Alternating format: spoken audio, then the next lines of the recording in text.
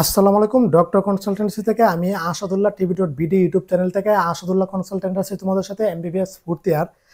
আজকে most important গুরুত্বপূর্ণ এই কন্টেন্টটা তৈরি করতেছি দেশবাসীর জন্য, তোমরা যারা সেকেন্ড সার্কেল চাচ্ছ তাদের উদ্দেশ্যে।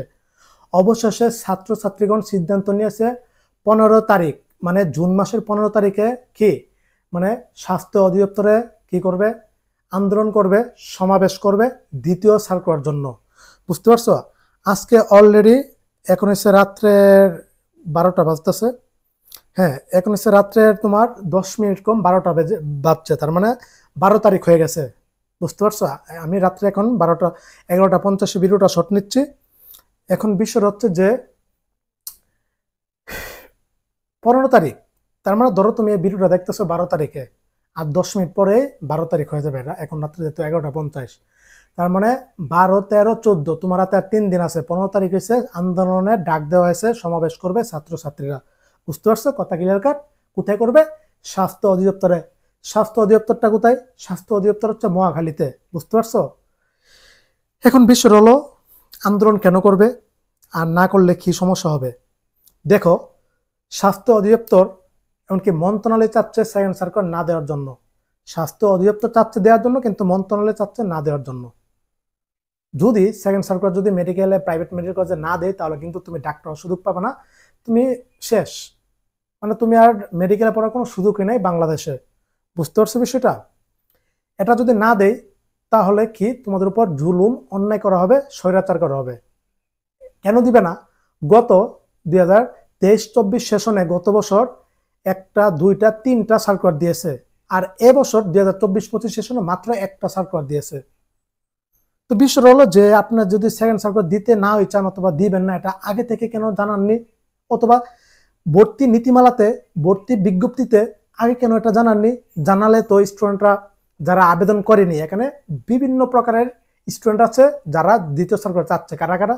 এক, যারা মেধা অসচ্ছল কোটায় আবেদন করছিল কিন্তু ভাইভাতে টিকেনি। এভাবে অজস্র শত শত স্টুডেন্ট আছে। ওরা তো আর যে মেধা কোটায় আবেদন করলে জেনারেল কোটায় আবেদন করা যায় না। যদি যাইতো, যদি মেধা কোটায় আবেদন করা যেত, এমনকি জেনারেল কোটায় আবেদন করতো, ওই সুযোগটা তো আপনারা দেননি। একটাতে আবেদন করলে আর একটাতে করা যাবে না। এক, ওই ওই ক্যাটাগরির স্টুডেন্ট আছে।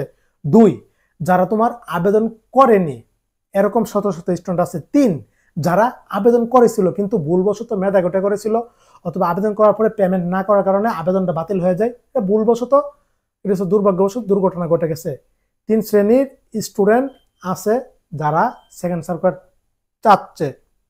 আর এই 3 শ্রেণীর মধ্যে বেশিরভাগই জাতীয় টপ মেধার স্টুডেন্ট। একটু আগে আমাকে এক আঙ্কেল ফোন দিছে, ওই সেলের পজিশন হচ্ছে 5395। মেধা কোটায় চান্স পাইনি। হ্যাঁ, মেধা কোটায় চান্স পেয়েছিল, ভাইভাতে ডাকা হয়েছে, কিন্তু ওইসব মেডিকেল কলেজগুলোতে বলছে তোমাদের সরকারিতে চান্স হয়ে যাবে, কিন্তু অবশ্যই সরকারিতে চান্স হয়নি। তো এই স্টুডেন্টটা কিভাবে, আঙ্কেল তো এখন খুবই ডিপ্রেশন হতে চাই। লালমনিরহাট থেকে আমাকে কিছুক্ষণ আগে ফোন দিয়েছে। গতকাল আমাকে আরেকটা ছাত্র ফোন দিয়েছে, ওর পজিশন হচ্ছে 5394। ভাই, আমি তো মেধা কোটায় আবেদন করছিলাম, হয়নি, এখন প্রাইভেটে চাচ্ছি হওয়ার জন্য, কিন্তু এটা তো সুযোগ দিচ্ছে না।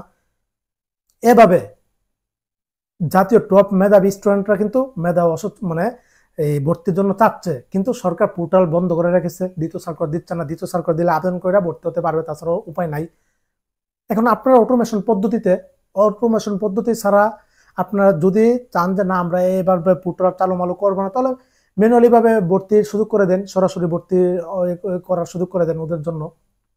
বাংলাদেশে এখন আমরা দেখলাম মেডিবয়েসের সংবাদ সম্মেলনে মহাপরিচালক স্বাস্থ্য দপ্তরের রুবিনা ইয়াসমিন ম্যাম কি বলছে, 600 সিট ফাঁকা আছে প্রায় বেসরকারি মেডিকেল কলেজগুলিতে।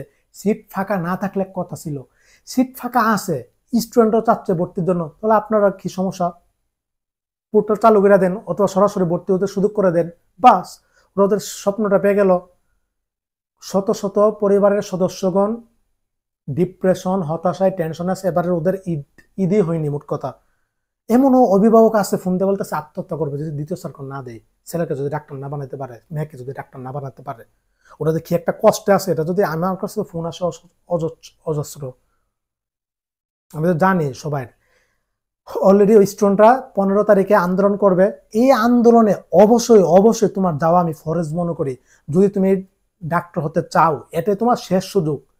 আন্দোলনের মাধ্যমে সার্কুলার আনতে হবে। স্বাস্থ্য দপ্তর থেকেও বইলা দিছে যে আমাদের কোনো কোনো অপশন নাই মন্ত্রণালয় চাচ্ছে না দেওয়ার জন্য, তোমরা আন্দোলন করো, সরাসরি বলেছে এই আন্দোলন যদি ব্যর্থ হয় তাহলে শেষ, তুমি তোমার ডাক্তারে হতে পারবা না, ডাক্তার হওয়ার কোনো সুযোগ নেই, মেডিকেলে পড়ার কোনো সুযোগ নাই। বুঝতে পারছো? স্টুডেন্টরা সিদ্ধান্ত নিয়েছে 15 তারিখে আন্দোলন করবে।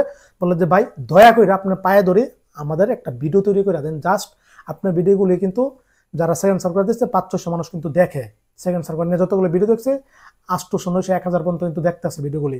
তো সুতরাং তোমরা যারা ভিডিওটা দেখতেছো সবাই স্বাস্থ্য অধিদপ্তরে মহাখালীতে, ঢাকা মহাখালীতে 15 তারিখে সুন্দরভাবে উপস্থিত থাকবা, আন্দোলন করবা, সমাবেশ করবা শান্তি সুষ্ঠুভাবে। বুঝতে পারছো বিষয়টা? তোমাদের দাবি দেশবাসীর সামনে তুলে ধরবা, মিডিয়া থাকবে। হ্যাঁ, ছেলেমেয়েরা কি প্রেসের সাথে যোগাযোগ করেছে, টেলিভিশনগুলোর সাথে যোগাযোগ করেছে, পত্রিকাগুলোর সাথে যোগাযোগ করেছে, ওরা থাকবে। এটাই একটা শেষ সুযোগ, শেষ চেষ্টা ডাক্তার হওয়ার। দীর্ঘ 12টা বছর তুমি পরিশ্রম করছো এই মেডিকেল লাইনটা ধরার জন্য, মেডিকেলে পৌঁছানোর জন্য। আর এখন আইসা মনে করে তুমি নিজের টাকা দিয়ে পড়বা, মা বাবা, তারপরে কত হয়রানি, কত কিছু। অটোমেশন পদ্ধতিতে কিছু সমস্যা আছে, এগুলি সমাধান করলে অটোমেশন পদ্ধতিটা বেস্ট একটা পদ্ধতি হয়। পছন্দের মেডিকেল কলেজে ভর্তি হচ্ছে না, তারপরে ভর্তির লং প্রসেস, দীর্ঘ সময় ধরে ভর্তি প্রসেস চলে, তারপর সেই সার্কুলার নিয়ে ঝামেলা করে, এগুলি এই ঝামেলাগুলি সমাধান করা হোক। আর দ্বিতীয় সার্কুলার যদি কেন দিতে পারে না, গতবার 3টা দিচ্ছেন, এবার 2টা দিতে সমস্যা কি? আর দিবেন না, এটা আগে থেকে বললে দিতেন। বুঝতে পারছো? এখন বিষয় হচ্ছে যে তোমরা সুন্দরভাবে কথাগুলি গুছিয়ে বলবা। বিজ্ঞপ্তি যে প্রকাশ করছিল, আমি নীতিমালার কথা বলতেছি না, বিজ্ঞপ্তির 25 নাম্বার বিজ্ঞপ্তির 25 নাম্বার পয়েন্টটা কি ছিল জানো? বাংলাদেশের প্রাইভেট বেসরকারি মেডিকেল কলেজগুলিতে 45% সিট ফরেনারদের বিদেশিদের জন্য বরাদ্দ থাকিবে। এই 45% সিট যদি ফরেনার দ্বারা ফিল আপ না হয় তাহলে ওই সিটে দেশিদের ভর্তি নিবে। সুন্দরভাবে স্পষ্টভাবে 25 নাম্বার নীতিমালাতে লেখা আছে। বিষয়গুলি তোমরা মিডিয়াতে এভাবে তুলে ধরবা। সিট ফাঁকা আছে, তাহলে দিতে যাচ্ছেন না কেন? ওদের ভর্তি সুযোগ করে দিচ্ছেন না কেন? হেই বাদ দিলাম অটোমেশন আর হচ্ছে পোর্টালের বিষয়, আপনি ম্যানুয়ালি সরাসরি ভর্তি সুযোগ করে দেন এই সংশোধনকে। আপনার যত পোর্টাল চালু করতে এত সমস্যা, এত বাহানা, এত আপনার মতো একদম শেষ হয়ে যাবেন, তাহলে আপনি সরাসরি ভর্তি সুযোগ করে দেন, ওদের একটা ফাইসালা করেন। হয়রানি করতেছেন কেন? ক্লাস 17 জুন থেকে শুরু। গতবার ভর্তি হওয়ার 1 মাস পরে ক্লাস শুরুর 1 মাস পরেও দিয়েছিল দ্বিতীয় সার্কুলার, 3 মাস পরে দিয়েছিল তৃতীয় সার্কুলার। এবার আপনার কি অবস্থা? এবার ওদের তো সুযোগ করে দিতে হবে, এবার 2টা সার্কুলার আপনার অবশ্যই দিতে হবে। যৌক্তিক না দিলে এটা অন্যায় করা হবে, জুলুম করা হবে, স্বৈরাচার করা হবে। দেশবাসী বিষয়গুলি জানতেছে না, বুঝতেছে না। এখনো হাজার হাজার স্টুডেন্ট, এখানে না হলো 1000 স্টুডেন্ট সার্কুলার চাই। তোমাদের কি করণীয়? তোমাদের উপস্থিত থাকতে হবে আন্দোলনে। কিভাবে যাবা? তুমি না যেতে পারলে তোমার মা বাবাকে পাঠাও, সরাসরি তুমি যাও, তোমার মা বাবা যাও, ছাত্রছাত্রী সবাই যেতে হবে। যদি না যাও তাহলে জাতীয় বেইমানি করা হবে, জাতির সাথে বেইমানি করা হবে, এই ডাক্তারের সাথে আপনার স্থিতির সাথে তোমার বেইমানি করা হবে। বৈশ্য বাসে বৈশ্য ফেসবুকে লেখালেখি করে, ইউটিউবে কমেন্ট করে তুমি এই সার্কুলার আনিয়ে ফেলবা। মাঠ পর্যায়ে তোমার যেতে হবে, এটা শেষ সুযোগ। যদি না যাও তাহলে তুমি দায়ী থাকবা, দাবি থাকবা, তোমার ডাক্তারের পেশাতে তোমার একটা দায়ী থাকবা। যদি বড় ধরনের ভুল, বড় ধরনের ইস্যু ছাড়া, ইস্যু আমি বাদ দিলাম, বড় ধরনের ইস্যু বাদে তুমি যদি একদম তুমি অবসর থাকো, ঠিকঠাক থাকো, তো তোমার অবশ্যই এই আন্দোলনে তোমার যোগদান করতে হবে। বুঝতে পারছো বিষয়টা? না তুমি দায়ী থাকবা। এটা কিন্তু খুবই সেন্সিটিভ বিষয়, ওনারা কিন্তু দিবে না, একদম ক্লিয়ার কাট বলে দিয়েছে। তো এখন তোমার এই আন্দোলন করে এটা আদায় করতে হবে। ছেলেমেয়েরা কত হয়রানিতে আছে, কত কষ্ট হচ্ছে, আন্দোলন ডাক দিলে মাঠ পর্যায়ে 5 জন পাওয়া যায় না। আরে ভাই 1000 জন চাচ্ছ, তোমরা বেশি না, 100 জন উপস্থিত থাকো আপাতত। এই 100 জনের সাথে তোমরা তোমাদের পরিচিত বেস্ট ফ্রেন্ড আছে না, বন্ধু বান্ধবী, ওদেরকে নিয়ে আসো, মা বাবা নিয়ে আসো। স্টুডেন্ট না যেতে পারলে মা বাবা যাক, মা বাবা না যেতে পারলে স্টুডেন্টে পাঠাও, বন্ধুদের নিয়ে আসো। বুঝতে পারছো বিষয়টা? 15 তারিখ 15 জুন অবশ্যই উপস্থিত থাকবা। আমি থাকবো কিনা? হ্যাঁ, না আমি পারবো না, আমার আগে বলছি আমি কিন্তু আস্তে আস্তে অন্য কন্ডিশনে চলে যাচ্ছে। আমি already Narsingdi medical college and hospital mega প্রজেক্টের কি সদস্য, স্থায়ী পরিচালনা পরিষদের সদস্য পদে ঢুকে গেছে আলহামদুলিল্লাহ গতকাল। এমনকি সবকিছু ওকে করে ফেলছি, ইনশাল্লাহ ডিরেক্টর পদে, পরিচালক পদে যাওয়ার চলমান কাজ চলতেছে। আর কালকে আমার 15 তারিখে সবচেয়ে প্রফেসর আমাকে ফোন দিয়েছে রাত্রে, 15 তারিখে আমাদের মিটিং আছে। ওই মিটিং আমাকে উপস্থিত থাকতে হবে। চাইনিজ হোস্টেলে, নরসিংদীতে হোটেলে মিটিং আছে। আমি 16 তারিখে মেডিকেলে চলে যাবো শরীয়তপুর, 15 তারিখে এই মিটিং। আমার যদি এই মিটিংটা না থাকতো তাহলে আমি অবশ্যই যোগদান করতাম। আমার বাড়ি থেকে, আমি যখন গ্রামে আসি নরসিংদীর, আমার এই বাড়ি থেকে মহাখালীতে যাইতে মাত্র 40 মিনিট সময় লাগে, কাছে। বুঝতে পারছো? আমি যাইতাম, আমার নিয়ত ছিল, রাত্রে আমার প্ল্যান ছিল, কিন্তু প্রফেসর স্যার যখন আমাকে ফোন দিল মিটিং আছে, তোমার কিন্তু আসলে থাকতে হবে, তোমাদের মোস্ট ইম্পর্টেন্ট গুরুত্বপূর্ণ। কি মানে আমি তো আমি তো বুঝে ফেলছি আমি যে কোন পর্যায়ে। আর আলহামদুলিল্লাহ আল্লাহ তাআলার কাছে কোটি কোটি শুকরিয়া, ডিরেক্টর পদে ঢুকতে পারছি, সদস্য পদ হতে পারছি, একটা শেয়ার কিনতে পারছি। নরসিংদীতে এক নতুন ইতিহাস, নতুন বিপ্লব হতে যাচ্ছে। নতুন এই যে মেডিকেল, এটা শুধু মেডিকেল কলেজ হসপিটাল হবে না, এখানে বিশ্ববিদ্যালয়, নার্সিং ইনস্টিটিউট, তারপরে হচ্ছে আপনার ডেন্টাল, তারপরে হচ্ছে আপনার রিসার্চ সেন্টার, একটা বিশাল বড় একটা মেগা প্রজেক্ট।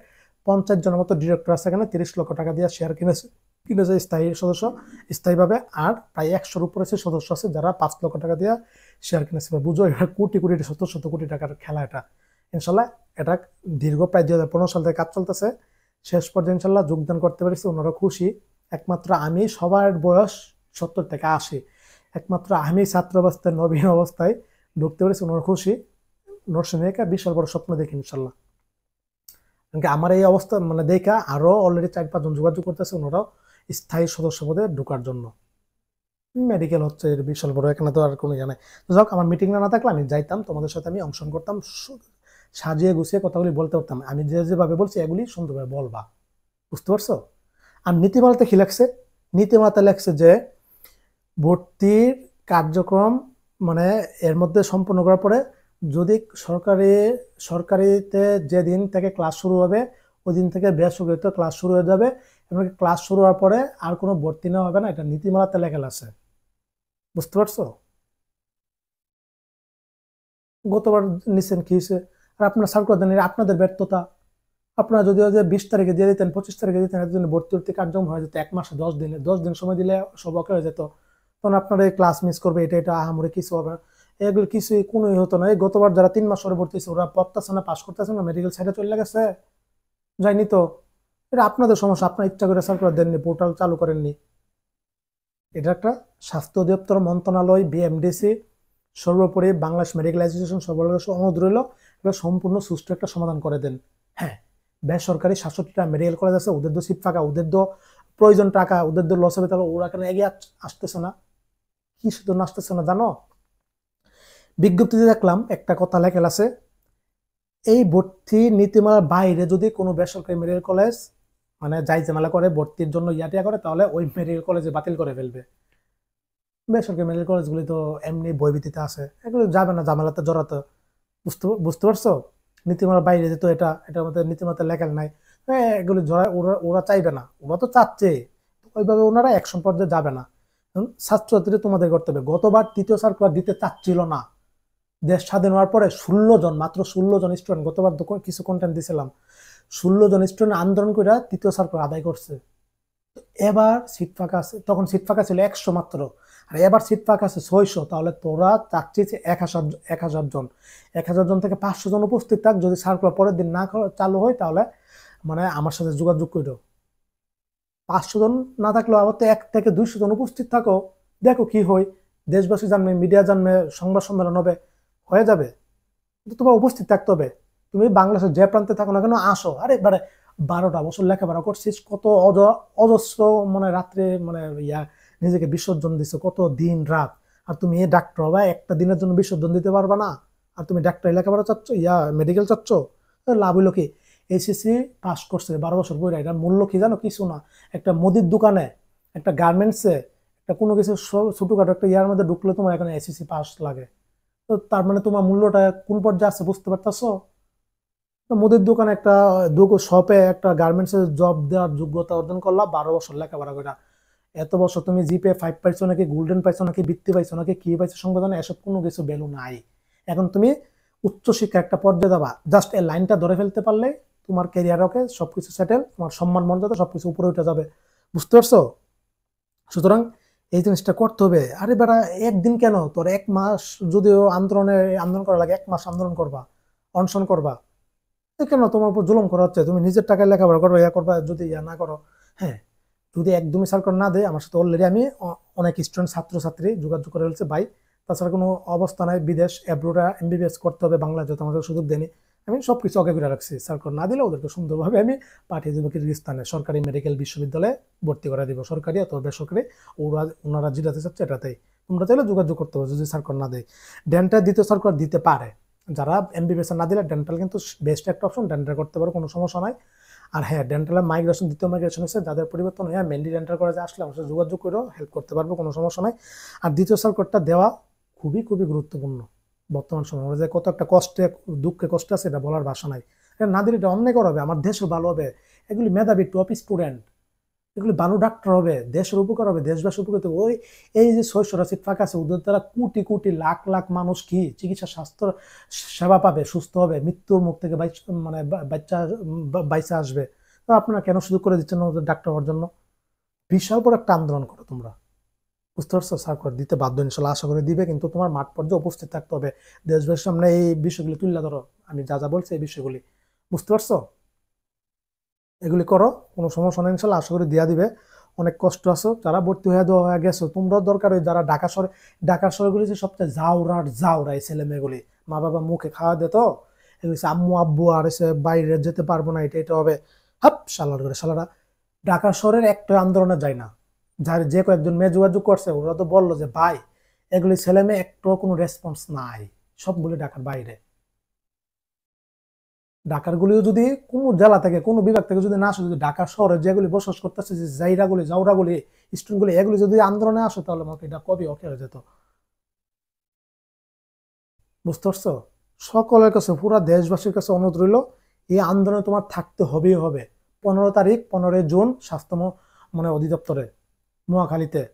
হ্যাঁ, আর একটা বিষয়, করোনা তো বাড়তেছে, এখন আজকে একটা নিউজ করলো যে সভা সমাবেশ করা যাবে না সচিবালয়ে। হ্যাঁ, স্বাস্থ্যবিধি মাইনেই করো, মাস্ক নিয়ে আসো, সম্পূর্ণ সবকিছু নিজেকে প্রোটেক্ট মানে ইয়া করে আসো, কোনো সমস্যা নাই। শান্তিপূর্ণ সমাবেশ আন্দোলন করবা, কোনো সমস্যা নাই, দূরত্ব বজায় রাখবা, একটু ফাঁক ফাঁক করে দাঁড়াবা। যেহেতু দেশ আমাদের করোনা বৃদ্ধি পাচ্ছে, তোমরা সব নিয়ম নীতি পরে দেখাবে যে এই তো করোনা বাড়তেছে, এখন কিসের আন্দোলন আন্দোলন, পুলিশ লাগা দিবে বাইরে বাইরে, এটা না। তোমরা সব স্বাস্থ্যবিধি, এটা আমি বললে দিলাম, স্বাস্থ্যবিধি আমাকে দূরত্ব বজায় রেখে আন্দোলন মানে সুষ্ঠুভাবে করো, কোনো সমস্যা নাই, বুঝতে পারছো? তো যাও, অনেক কথা বললাম। এটা অনুরোধ স্বাস্থ্য অধিদপ্তরের কাছে, মন্ত্রণালয়ের কাছে, বিএমডিসির কাছে, দ্বিতীয় সার্কুলার পোর্টালটা চালু করে দেন, সুযোগ করে দেন। আর যদি পোর্টাল আপনার খুলতে চালু করতে এতই সমস্যা, তাহলে ম্যানুয়ালি ভাবে সরাসরি ভর্তির সুযোগ করে দেন, কোনো সমস্যা নাই। ওদেরকে ডাক্তার সুযোগ করে দেন। ওদের কান্না যদি আপনি দেখতেন, এমন স্টুডেন্ট আছে যে আত্মহত্যা করবে যদি সার্কুলার না দেয়, সাথে মা বাবা আত্মহত্যা করবে, এমন অবস্থা আমি দেখছি। যে একটা হয়রানিতে আছে, ওটা বলার ভাষা নাই। শুধু কি স্টুডেন্ট হয়রানিতে আছে, ওদের সাথে ওদের পরিজন আত্মীয় স্বজনগুলি হয়রানিতে আছে। এগুলি মেধাবী স্টুডেন্টদের ডাক্তার হওয়া থেকে বঞ্চিত করেন না। এই ছিল। সবাই ভালো থাকো, সুস্থ থাকো, সকলের জন্য অনেক অনেক শুভকামনা রইল। জুন মাস আমার জন্য একটা শ্রেষ্ঠ মাস। আমি আমার স্বপ্নটা পেয়েছি 10 জুন নরসিংদী মেডিকেল কলেজের স্থায়ী সদস্য পদে, এমনকি ডিরেক্টর পদে ইনশাল্লাহ জয়েন দিয়েছি। নিজের কাছে ভালো লাগতেছে, সামনে ভালো কিছু হবে ইনশাল্লাহ, কোনো সমস্যা নাই। এই ছিল। সকলকে ঈদ মুবারক। আর ঈদ এবার কিভাবে কাটাইছে আমি তো জানি। আসসালামু আলাইকুম ওয়া রাহমাতুল্লাহি ওয়া বারাকাতুহু।